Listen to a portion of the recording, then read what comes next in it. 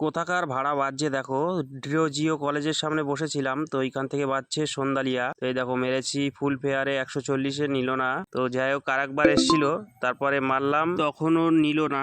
ভাবছিলাম যে বাড়ি যাব, তো তখন টাইম হয়ে গেছিল বাড়ি যাওয়ার, 5:30 মতো বেজে গেছিল। ভাবছিলাম এটা হলে বাড়ি চলে যাব। তারপর যখন একবার মারে লাস্টবার, তখন আমি ধরে নিই 140-এ, দেখি যে নিয়ে নিয়েছে। তারপর দেখি যে রাস্তার ওই সাইডে আমি যেখানে বসেছিলাম তার অপোজিট সাইডে দেখলাম যে দাদা দাঁড়িয়ে আমাকে ফোন করেছে, করেই হাত দেখিয়েছে যে দাদা আমি এইখানে আছি, এইখানে আসুন। তা ওখানে গিয়ে তারপরে দেখলাম যে বললো দাদা আমি তো যাব না, আমার একটা স্যার যাবে এই কলেজে, তো এম বাজার থেকে ওখান থেকে শপিং করেছে, করে সন্ধ্যালিয়া স্টেশনে যাবে, ট্রেন ধরবে। তো দাদা বললো এসে যে আমার আর 30 মিনিট মতো টাইম আছে, একটু তাড়াতাড়ি চলুন।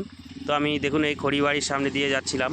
তো 30 মিনিট বলেছে, তখন আমাকে ম্যাপে দেখাচ্ছে 38 মিনিট মতো। তো আমি একটু টেনেই চলে গেছিলাম, গিয়ে দাদাকে ছেড়ে দিলাম। 140 টাকায় ধরেছিলাম, তো ওই দাদাটা আমাকে 180 টাকা দিয়েছিল। পিক আপ লোকেশনে গিয়ে বললাম যে ওইখান থেকে পাবো না, তো দাদা বললো ঠিক আছে আমি 180 করে দিচ্ছি। আর এই স্যারটা আমাকে 30 টাকা টিপস দিয়েছে। তো তারপর আমি বাড়ি আসছিলাম, আমিনপুর বাজার থেকে বাঁদিকে নিয়ে নিয়েছি। আর ওইখান থেকে দেখো আমার 12 কিলোমিটার রাস্তা দেখাচ্ছে আমার বাড়ি। রাজারহাট থেকেও আমার 23 কিলোমিটার পরে, আর সাপুজি থেকেও আমার 23 কিলোমিটার। তো সন্ধ্যালিয়া গিয়েছিলাম, তো ওইখান থেকে দেখো 12 কিলোমিটার দেখাচ্ছে, তাই বাড়ি চলে আসলাম।